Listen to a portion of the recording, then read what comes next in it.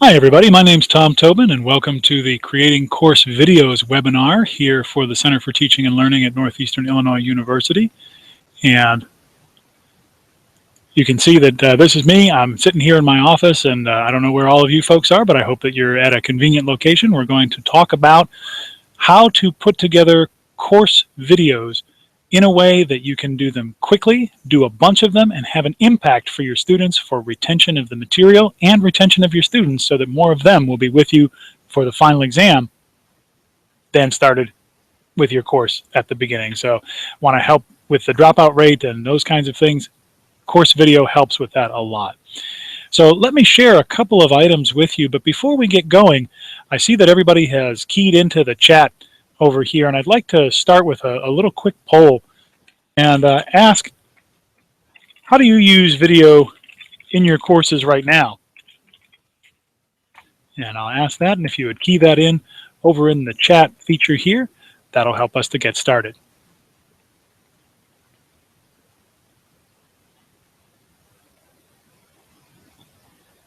I see a few folks are typing in, so I'll give you a couple of seconds to respond.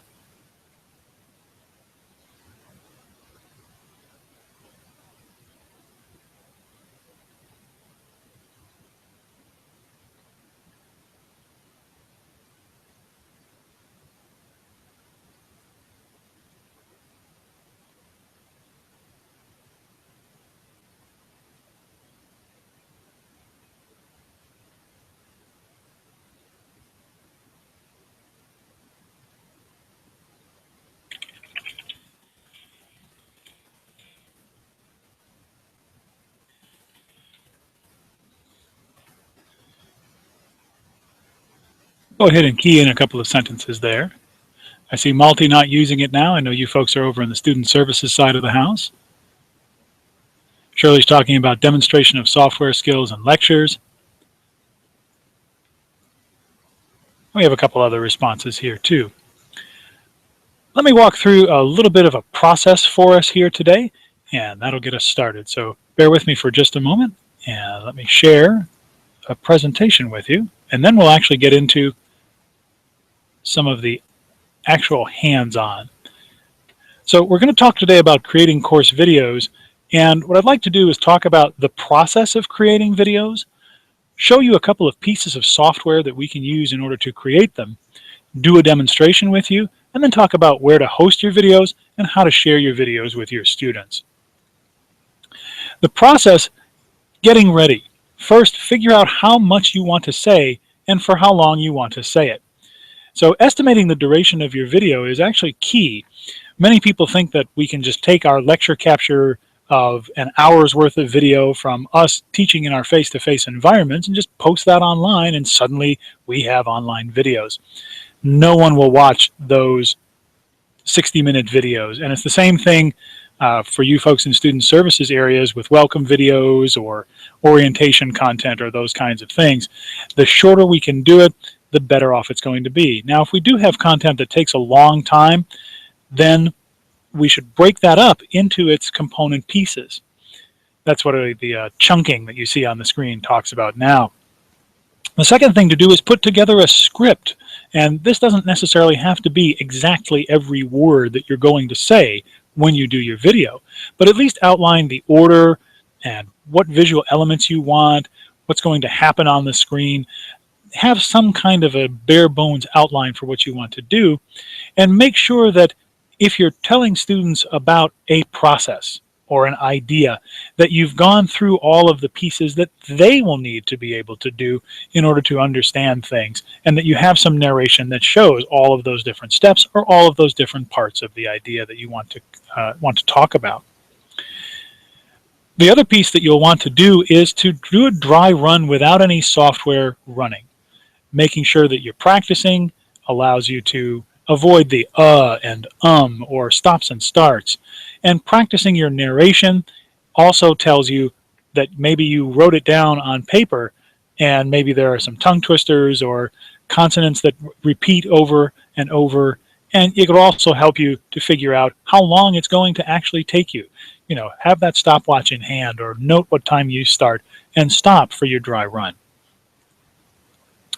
Also, for your recording conditions, you'll want to have some quiet. This is one of those obvious things, but we do have to say it, and that you won't be interrupted. So your phone won't ring, you're not expecting people to come in.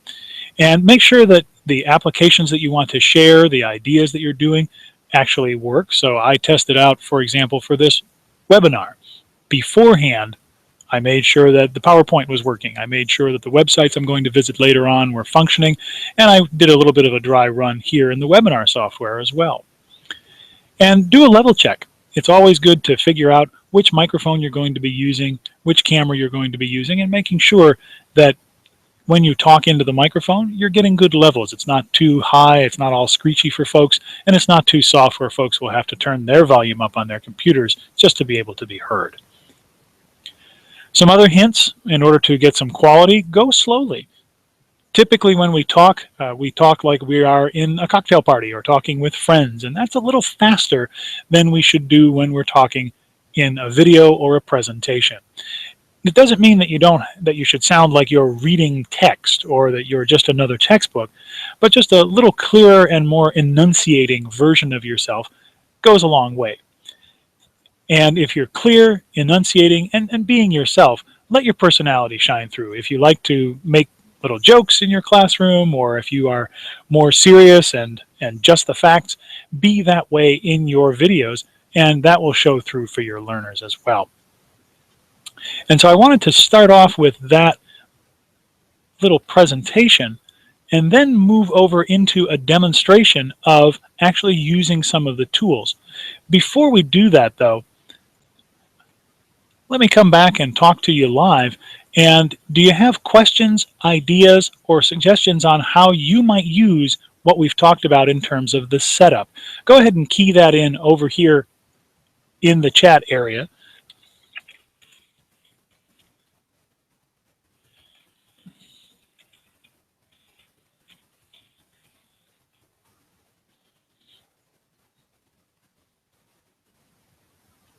And I see some conversation from before where Robert was talking about linking to other people's YouTube videos or pre-made content, and also talking about film studies, showing a lot of scenes and clips and things. One of the things that videos can help us do, both on the student services side and the faculty side, is to create instructor presence in our courses. And just having your face and your voice can help students to feel like it's not just them and the computer when they're away from class or if you're teaching online to begin with. So I see a couple of people typing in. We'll give a couple more seconds.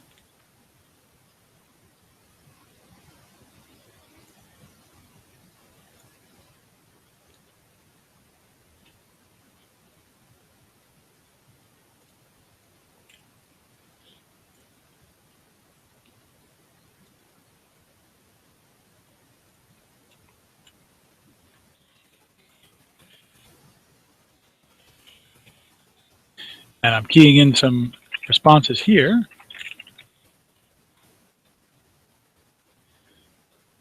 Malty talking about wanting to make how-to videos for students here at Northeastern.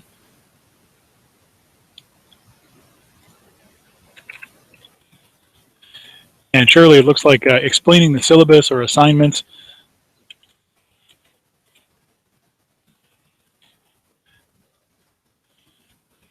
And encouragement and motivation. Shirley's talking about using video to talk about assignments or explaining the syllabus or running through things again for students so that you have a resource that exists beyond your face-to-face environment so students can come back to it over and over again using it as a reference or a resource. Those are fantastic solutions.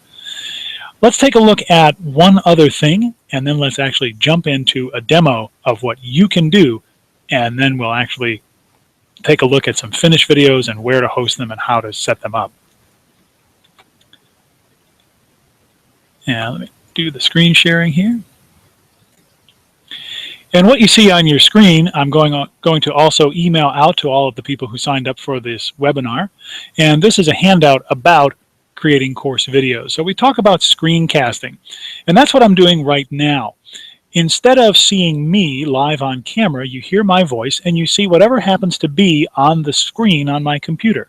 So previously you were looking at a PowerPoint presentation. Now you see Microsoft Word. And the same thing, if I minimize Microsoft Word you can see that I have some web pages also queued up that we'll take a look at later.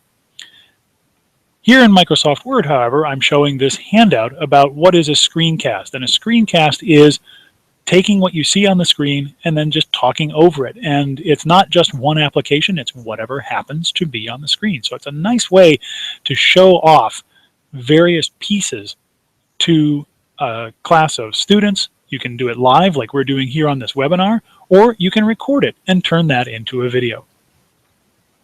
Let me scroll down a little bit. And we talked about all of these good preparation things in terms of screencasting: estimating the duration, creating the script, checking for completeness, practicing, doing dry runs, having good recording conditions. So your screen might flicker a little bit, but I'm going to flip down to the end of the handout. We're not going to look at these links today. I'm going to send this handout to you though, and you can take a look at these links to follow on from what we do in our webinar today. We're going to look now at Jing and Camtasia. They're both products from TechSmith, and we have Camtasia installed in the library third floor Multimedia Learning Resource Center, and it's also installed in the recording room here on the third floor of the library. A number of departments also have their own Camtasia licenses, and Camtasia is that full-featured screen recording software. Now, Camtasia has a little sister, and that's Jing, by the same company. Jing is a free screencasting tool. And let's actually take a look at each of these. I first want to make a stop here on the internet and show you. This is techsmith.com/jing.html. And this is where you can download Jing. It's a free tool that allows you to record whatever happens to be on your screen. Let me actually show you how that works. Here I have a web page, and if I wanted to talk over it and share what I saw, Jing is a program that is always running in the background on your computer. Once you download it, you'll get a little yellow sun, and you can see me moving that sun around here. The sun starts out locked to the top of your screen, and you can probably see it up here when I hover my mouse over it. But you can move that sun around if it's in your way. You can move it to the side of the screen or the other side of the screen, anywhere that it's out of the way. So when you have that little sun from Jing, when you hover your mouse over it, you get some options. And one of them is a little crosshairs that says Capture. That's what I'm going to click on now. So I'll click on it, and I start seeing two orange lines on my screen. I click and drag to select where I want to record. And then down at the bottom, I say either capture image or capture the video. It gives me a 3, 2, 1 countdown. It tells me my microphone is live, and then it starts recording what I've selected. So within that recording window, I can go to YouTube or another website, or I can switch over to Microsoft Word or another thing, and I can look for my favorite TED Talk. This is Ramesh Raskar talking about a camera technique, and it looks like I've got a video that it has an ad to it, so I'll go to skip that. And you can probably hear the audio here for this TED Talk. And by talking about this while the recording is happening, I can talk over it, I can show research, processes, software, you name it, whatever happens to be on my screen, and then when I'm done, I click Finish. Now, what I like about Jing is it'll give me, here is the finished product, and then I can either upload it somewhere or save the movie file that I've just created, and then I can share that with my students. What I like about Jing is it's quick, it's free, and it's real simple to use. You click the sun, you select the crosshairs, you say what part of the screen you want to record, and then you click record. It gives you the countdown, and then 3, 2, 1, you're moving.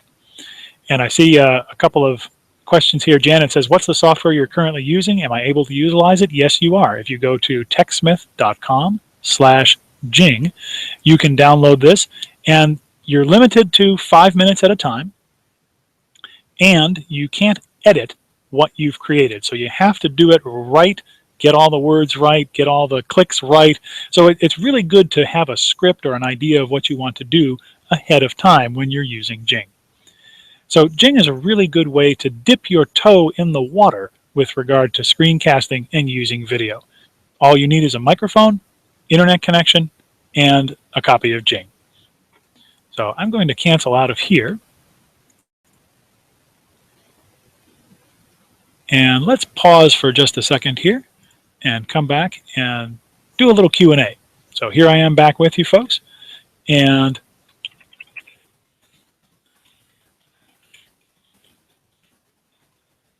if you have any ideas about how you would use Jing or any questions about that particular small but free piece of software.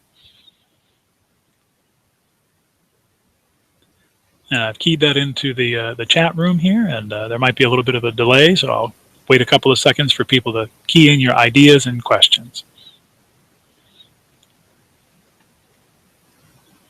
And if you see me looking down a lot, it's because I'm checking the chat window for us.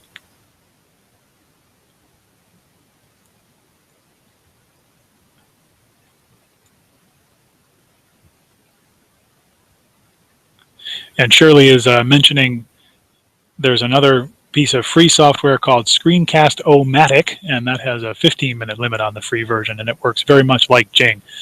And Shirley and I have talked a lot about using video and recording videos, so that's a good recommendation. And Jing is probably the simplest tool to learn. It's also, because it's simple, has the fewest features, and Screencast-O-Matic has some features beyond what Jing can do for you. And Robert's asking, what file format is the video in? Can that be edited with other software? And the answer is the file can be edited in other software, and it creates FLV, flash video, or .mov for movie files. And I see Janet talking about wanting to enhance newsletters to parents or students with some videos reminding them about important advising dates or financial dates or those kinds of things.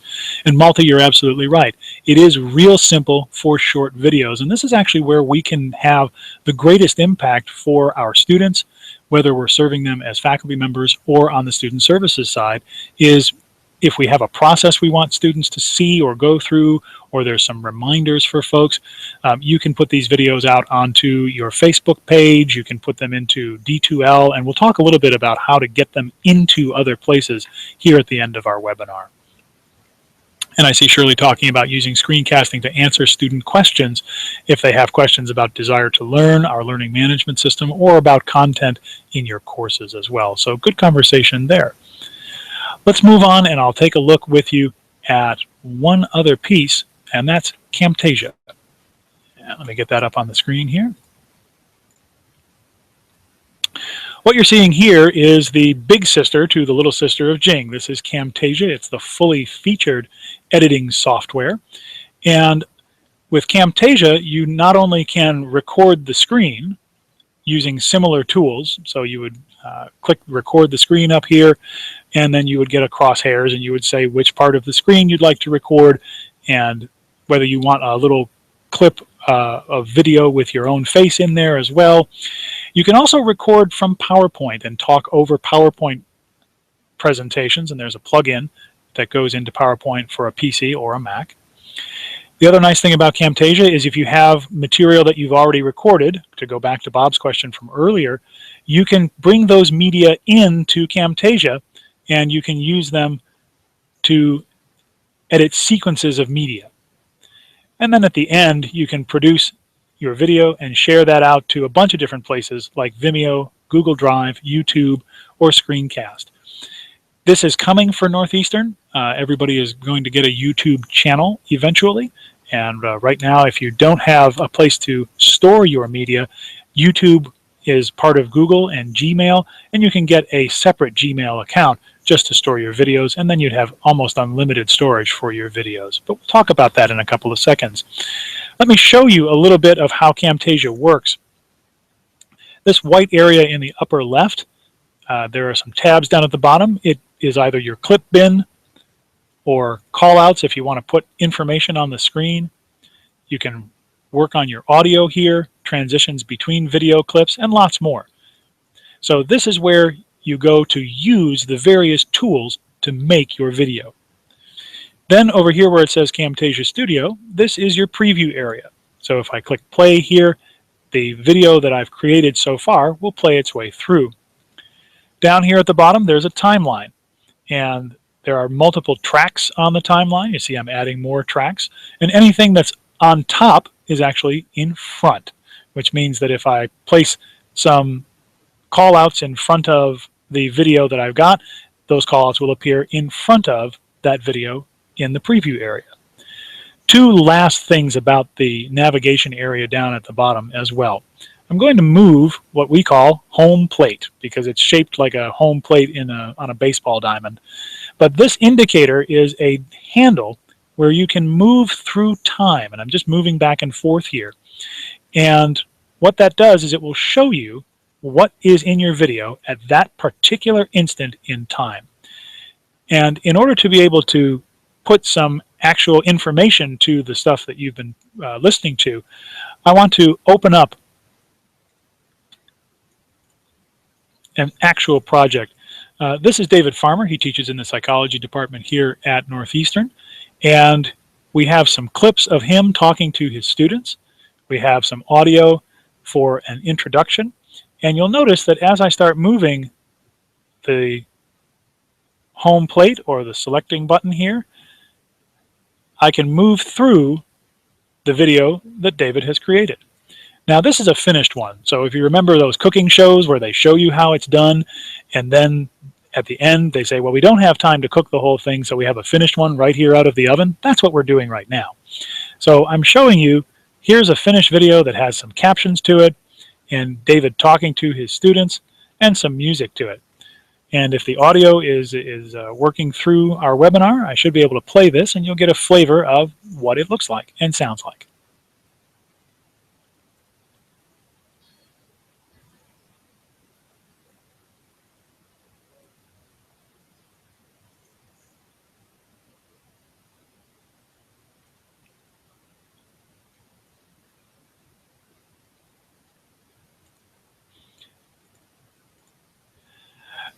So you can see that you can play through your video, and you can also edit things. So for example, if I didn't need these sentences, I'll drag one of these handles here. And if I didn't need these sentences, I could clip them out of the video project that I'm making.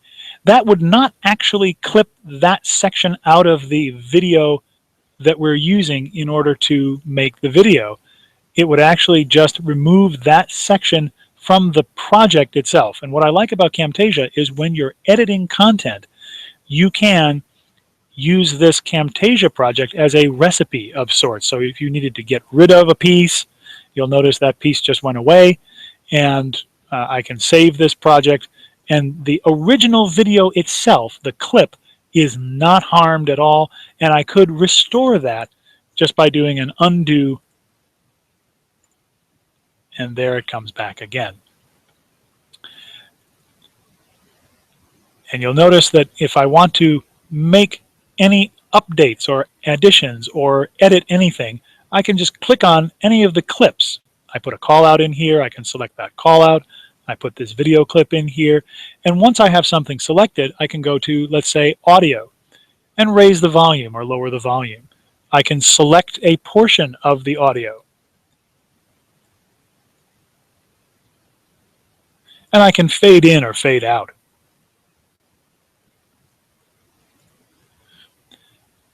And just by double clicking on that home plate, I can select back to a single line in time. That's a real high-level overview of how Camtasia works. And the reason that I'm not going to go into an awful lot of depth on Camtasia is that the handout that I'm going to send to you has a link to the Camtasia walkthrough from the TechSmith company. And it's actually a lot better than any manual that I could have put together for you. I use it a lot when I have questions about how to use Camtasia itself. The last thing I want to share with you folks, and Shirley is also talking about this, she says screencasts can be uploaded to YouTube for further enhancements. Even if you don't do captioning or other items like adding music or fading in and fading out with the video and the audio, you can upload your project to YouTube or Vimeo, both of which are free places to host video. You can sign up for a video account with either of those places and then log into that directly through Camtasia. Now that process is called rendering. And the rendering process for Camtasia is where it actually grinds through the whole recipe that you have created and then makes a video. And for Bob, it's in MP4 format. And that video is then automatically uploaded to whatever service you have an account with. That process of rendering and uploading, depending on how long your video is, can take quite a while. For a 5-minute video, you can expect that rendering process to take between 10 and 30 minutes, depending on how fast the processor is in your computer. So you want to have some time to be able to do that upload process. And I'm actually not going to do it here, but I'm going to leave this on the screen, and I'll also stop now and ask if you have questions or ideas about Camtasia.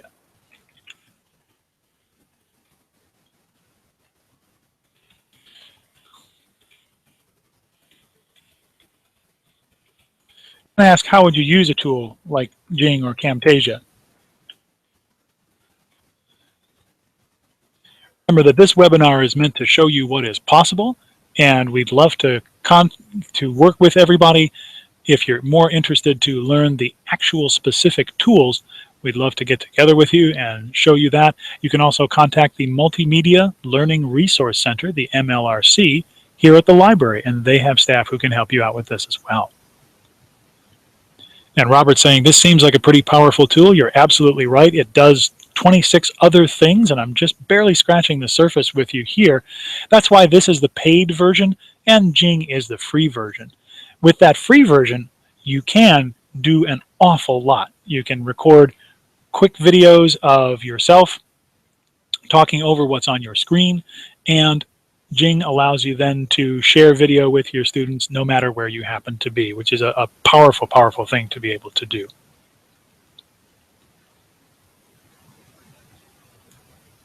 And I see a couple other people typing. We'll give them a couple seconds to weigh in here.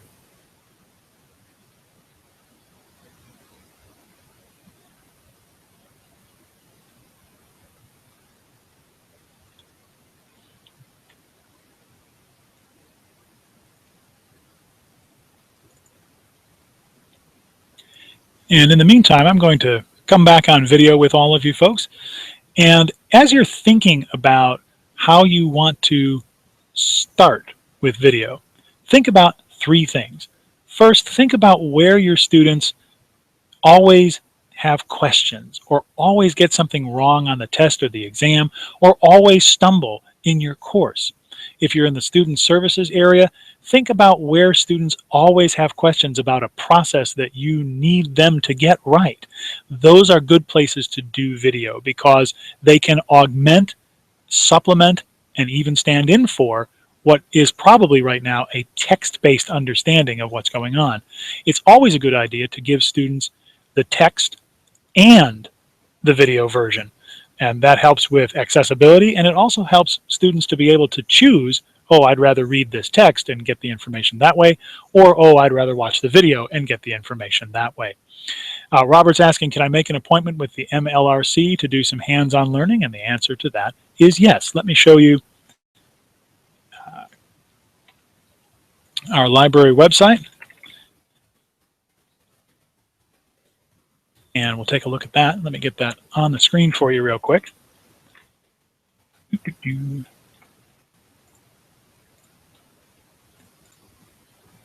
I'll share this out. You can see here I am at library.neiu.edu. And I'm going to scroll down a little bit.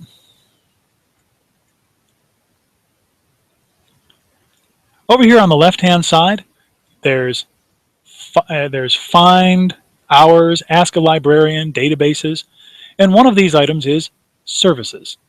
go ahead and click on Services when you reach the library. And right up at the top is Multimedia Learning Resource Center. That's on the 3rd floor of the library. And you see there's Kimberly Shoddock smiling at the desk of the Multimedia Learning Resource Center. And if you scroll down just a little bit, you will see that we have that multimedia recording studio. So all of the computers in this room behind this desk are available and open for students and faculty members and staff to work on.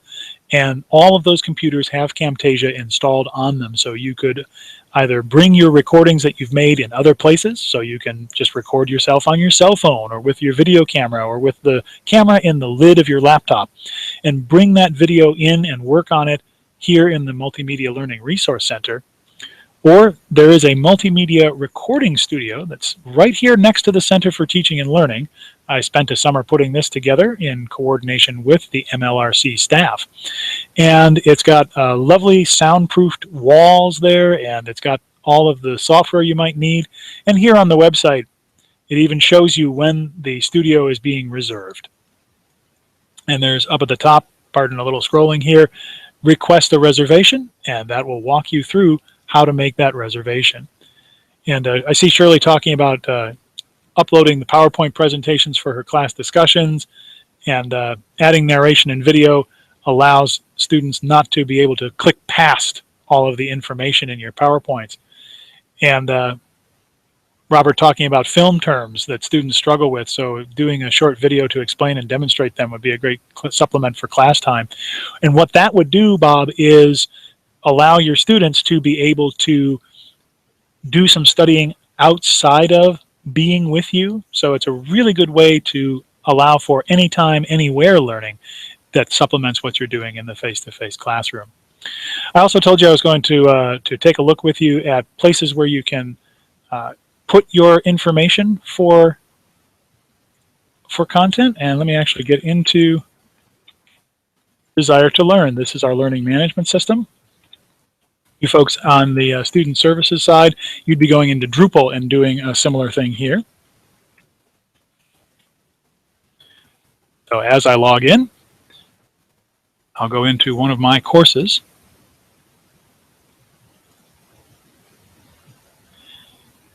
And if I wanted to host a video from somewhere, it is as easy as going into some content and saying, give me a new video or audio. Once you have that video out there on YouTube or some other place, D2L will just ask, what's the web address or the embed code for that video? And you'll end up with that video. So let's say here's this TED Talk video that we looked at earlier. I go down here to the share area, and let me increase the magnification so you can see it a little bit better. And down here under share, I can use this information. I'll click copy here, go back over into Desire to Learn, paste in that web address, and you see what happens. There's a little preview here. It fills in the title. I click Save, and then pow. This is what students would see inside Desire to Learn.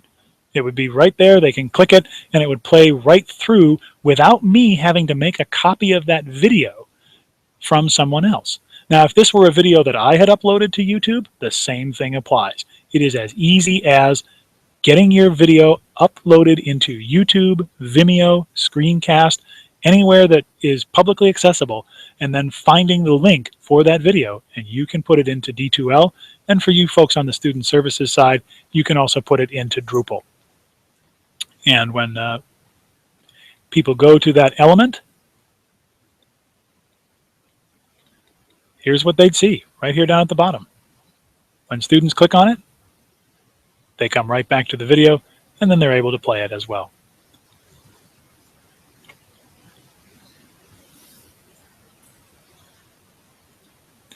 And I'm not going to play through the whole thing, but you get the idea. And this is the same process that you would do to host one of your own videos. In fact, if I go out to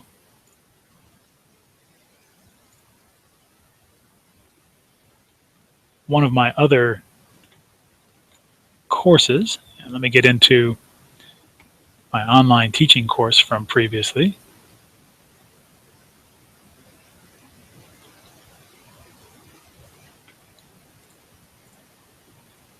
and we look at the content there, I have agendas, lecture notes, and some video content in all of my courses. So it's kind of nice to be able to go into a course and put in video content of you talking to your students. So not too shabby.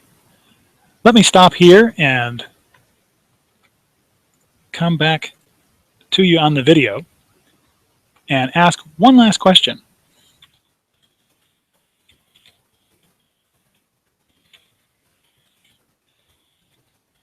Just ask, where would you put video to help your students? Would you put it into your course environment? Would you keep it out there on YouTube and send an email message to them? What are your ideas about what you want to do next as we're wrapping up our time together tonight? Go ahead and key those in. I see a few people writing already, so fantastic.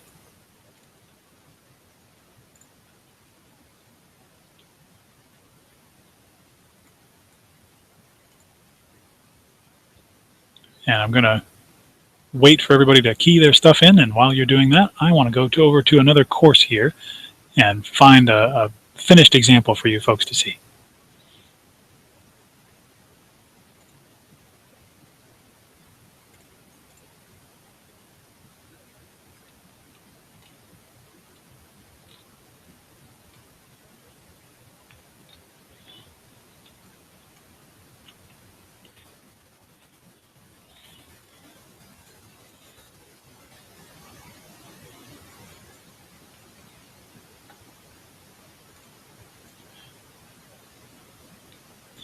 And there's a couple of questions here. Multi on YouTube or the web page. Janet says, are we able to upload our videos onto our department website? The department websites, the Drupal backend for department websites, they're not meant to be video servers. Now you can upload your video into D2L or onto your department website. They are very poor video servers, so you're probably not going to get very good throughput, and it's not designed to host video the way that Vimeo or YouTube are designed to do that. So it's always a best practice to upload your videos to a video hosting service, and in this case it's probably YouTube going to be the quickest and easiest for you and gives you the most options. And then from your department web page, then you can link to or embed that video in your department web page. And Shirley's talking about embedding into D2L as well. And Robert's talking about using D2L more extensively, the place for you to work with video, so that's fantastic. Well, I hope that in our time together tonight, I've been able to show you 4 things. 1, when should you do video? Which is when students always have questions or always mess up or they need to see the process and not just read about it. 2, how can you prepare for video?